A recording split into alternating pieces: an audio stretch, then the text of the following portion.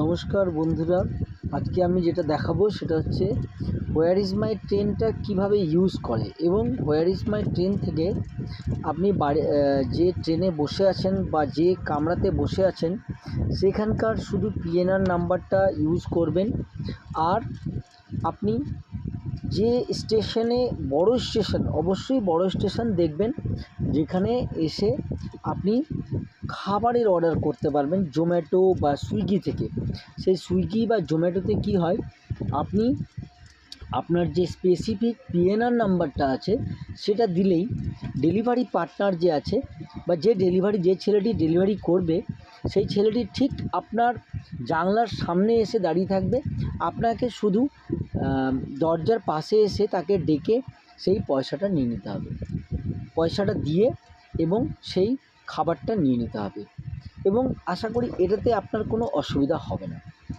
এবার আসি where is my ট্রেনে, যেখানে আপনি যে কোনো স্টেশনের থেকে যে কোনো স্টেশনে যখন যাচ্ছেন তখন আপনি কি করছেন, আপনি ধরুন যে মালদা থেকে আপনি নিউ জলপাইগুড়ি যাচ্ছেন, কতটি ট্রেন আছে উপরে যে আছে এখানে অল ডেট, আজকের ডেটে যাচ্ছেন তো আজকের ডেটে তো আপনি কি করছেন, ধরুন 4টা 25-এ ট্রেন আছে দার্জিলিং মেল, 2টা 30-এ, 12টা 15-তে, ঠিক এইভাবে আছে ট্রেনগুলো।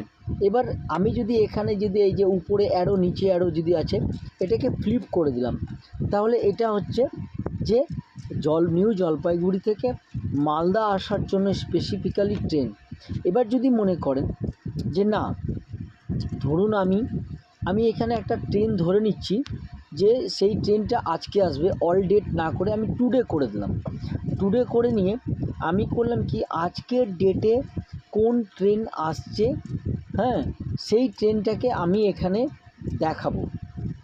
তো 7টা 30-এ একটা ট্রেন আছে, তারপরে আমি ধরুন এই কলকাতায় স্পেশাল ফেয়ার সামার যেটা আছে এই ট্রেনটা, এটা স্পেশালি সানডে আজকের দিনে চলছে।